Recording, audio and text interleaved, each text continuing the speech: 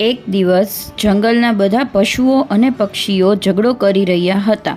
પક્ષીઓ બોલ્યા, અમે શ્રેષ્ઠ છીએ કેમ કે અમે લોકો મીઠા ગીતો ગાઈએ છીએ.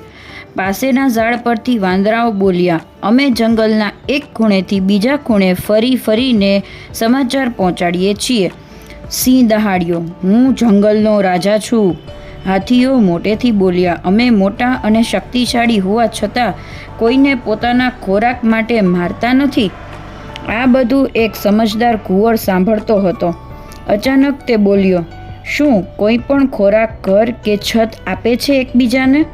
ના, પરંતુ આ જંગલ આપે છે. તેથી આ જંગલથી મહાન કોઈ નથી. બધા પશુઓ સહેમત થઈ શાંતિથી જતા રહ્યા. તેથી આપણે મનુષ્યોએ પણ પોતાને મહાન ન સમજવા જોઈએ.